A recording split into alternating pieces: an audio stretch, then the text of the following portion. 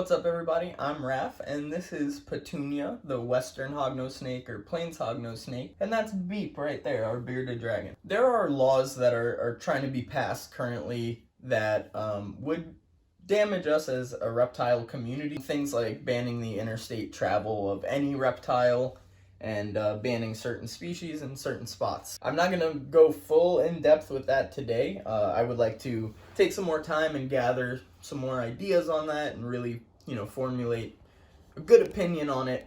But I definitely have some opinions on it, and I think it's ridiculous, and today we're going to talk about why it's ridiculous. The reason I have Petunia with me here is this is a venomous snake, right? This is a venomous snake that has bitten me. She's not a deadly snake. I'm kind of just exaggerating. These animals are rear fang venomous, unlike the true deadly venomous snakes, meaning they have to kind of chew that in after a while. It's not like the pure hypodermic needle you think of with things like cobras or vipers. The point being, this is a venomous snake, and it is nowhere near the most dangerous animal that we keep, which is what we're going to be talking about today, kitty cats. So, if you like reptile content, maybe cats too occasionally, make sure you subscribe to our channel, like this video, and we'll keep bringing you more twice a week. So here we go.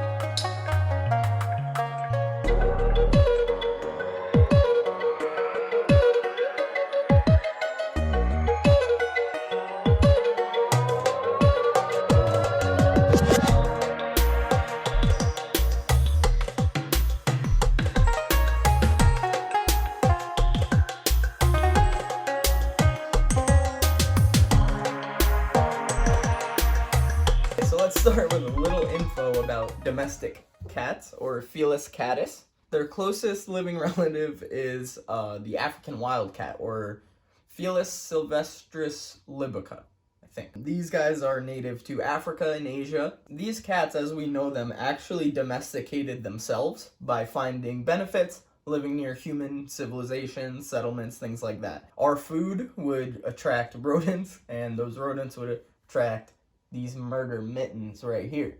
This is called commensal domestication, when animals kind of find benefits of living with people. Through genetic studies, we found that this probably happened 2 different times, maybe once in Africa and once in Asia or Europe, something like that. Obviously, I don't know, right? But just some cool little fun facts. There was even a grave found on the island of Cyprus where a man was buried with a cat. And this dates back to 10,000 years ago. So we've been living pretty closely with these adorable little kitty cats for quite a while now. On that little teeny tiny island of Cyprus, which is separated from other lands, making it an island, there are a bunch of cats there. So that would suggest that cats were probably brought there by humans, because as we know, the little guys don't like to swim too much. And in fact, cats have, I'll say, conquered the island of Cyprus. There are 1.5 estimated cats. I think this was from 2019, this study. 1.5 million cats on the island and only 1.2 million people. So that goes to show how well, because people thrive pretty well anywhere. That goes to show how good cats are at thriving in different places. And then after that grave site found from 10,000 years ago, there's artistic evidence of humans and cats living closely together from Rome and Egypt, dating back like 3,500 years. Well, let's talk a little bit about cat behavior and what makes them such dangerous, invasive species, because that's what they are, and we all love them, but they're very dangerous creatures. Cats can thrive almost anywhere on the planet. Obviously, they're endothermic. They get their heat from themselves. Their body temperature, on average, is a bit higher than humans. That's why you might see them climbing in your little sock drawer or rolling up in a little ball to try to keep that heat in and make them nice and warm. But that doesn't mean they can't live in the cold, There are feral cats everywhere in the northern United States and Canada, and they do just fine. And as you guys have probably noticed, these are not only the most dangerous animals that we have, but the least handleable, with the exception of maybe the tokay gecko. But even then, if I secured the tokay gecko in my hand, it wouldn't be able to claw its way out, per se. It might bite me, but these guys will hurt you to get away. So, and they like us. They'll come up to us on their own for pets and things like that, but once you try to hold them, can't have it. They like control, right? Because they're dangerous mammals. In the United States alone, cats kill 12 billion mammals and 2 billion birds every year. That's 14 million native animals. Shrews, mice, little chickadees, little finches, right? They're murdering them constantly. We can't really think in billions that clearly because we don't experience billions all the time. 14 billion animals is 14,000 millions. There are no laws getting passed regulating, are you keeping your cats inside or are you letting them outside? How many cats can you have?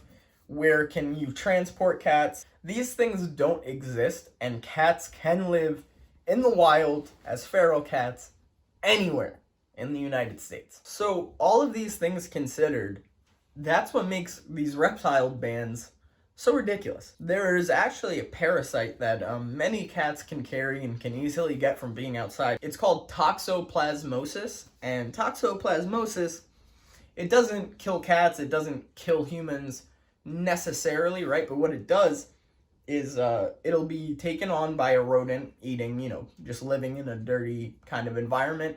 The rodent will get it. The toxoplasmosis will make its way to the rodent's brain, and it'll make the rodent actually attracted or aroused by the smell of cat urine, which will bring the rodent closer to the cat so that the cat can eat it, because the toxoplasmosis can only reproduce right here in the cat's digestive tract. What that does for people is when they're constantly exposed to cat feces, and maybe you're not cleaning the litter box enough and you were letting your cat out this week, that parasite can get into a person. And as crazy as this sounds, primates are not that far off from rodents when you're looking at like a phylogenetic tree. So the parasite affects us not in the same way, obviously, but it does make it makes humans make more irrational decisions. There were studies, I don't have the numbers, I'm not going to pretend like I have the numbers, but motorcycle crashes, a lot of people that die in motorcycle crashes are affected by toxoplasmosis. So who knows if it made them, make a turn they weren't supposed to make or change lanes at the wrong time, things like that. All these things considered, that's what makes these reptile bans and over-regulation kind of insane. And I just said over-regulation because I understand there has to be some sort of regulation. We live in northern Michigan where there's absolutely zero issue with invasive reptiles. There are some native species that obviously survive the winter, and I was just thinking about that today, how crazy that is, how it's like 10 degrees outside, snow all over the place, but there are reptiles that are going to come out of brumation when spring comes back around, and that's really impressive. But those are North American native reptiles, right? Barnaby would die quickly would die outside. No chance of survival, no chance of reproduction, and the nature of bearded dragons, no real shot at hurting anybody. That goes counter to places like Florida, let's say, where there are large populations of invasive reptiles. But the thing is, many people think that it's pet keepers that didn't want the animal anymore, and they just said, I'm just gonna let it outside and go. Which, look, I'm sure it happens.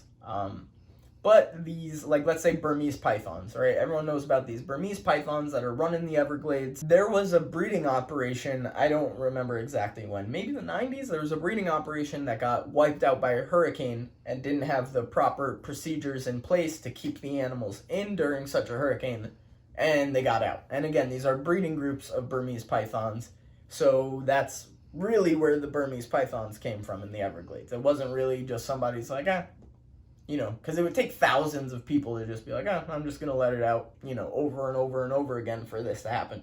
But people let their cats out all the time. People constantly let their cats out. And a lot of people who have indoor and outdoor cats, the cats will come back, and that's all fine and good, but sometimes they don't. And there are breeding populations of cats everywhere in the United States. I mentioned over-regulation. I am okay with, let's say places like Florida, kind of like what they do with venomous reptiles in most states is if you're going to own this, you need a secure enclosure, all this is monitored, there's rules for what kind of building they have to be in, all these things. And now to go that far makes sense for venomous reptiles. But, you know, in places with warm weather where they can survive, like Florida, what about a light permitting system? Basically saying, like, okay, are you going to take care of these? Are you prepared to take care of these? You know, and even if it's whatever, even like a leopard gecko, you know, if they wanted to push it that far before banning these animals or banning the interstate transportation of these animals, why not something like that, right? Because responsible keepers don't just, you know, let their snakes out. People are like, oh, well, snakes are escape artists or whatever. But Burmese python get pretty thick. That boy pretty thick, all right? So for you to not be able to find a secure enclosure for Burmese python and for people to think that that's what's happening, they just let themselves out and they disappear and they kill everybody. Guys, that's just not gonna happen. But basically, guys, this isn't me saying that it's impossible for a reptile to hurt somebody. And I'm not saying that you shouldn't keep cats because look what they do in the wild. All I'm saying, guys, is we should use more logic when considering these bans and laws and things like that, compared to just fear. Because plain fear, again, cats are way easier for us to understand. Them being mammals, us being mammals, right? It just kind of makes more sense. It clicks in our head. These reptiles, a lot of people would be scared of Barnaby, right? A little less than 2 foot, little harmless lizard.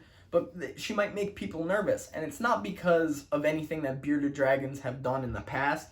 What it is just the not understanding, right? And I really don't think it's fair for people that won't take the time to try to understand reptiles, to try to take away our ability to, you know, maybe breed and sell, which, I mean, these should never be a money play. So like I said, I'll probably make a video kind of diving into this a little deeper, the legislative aspect of it. This was just maybe a way for me to frame it to make people that maybe don't understand reptiles kind of make more sense, right? Because a lot of people don't think about how dangerous these cute little kitty cats are, but they're murderers. It's just what they are, and they can get out, they can thrive anywhere, and no one has any problem with it. And I'm not saying that we should necessarily have a problem with it, but it's a thing.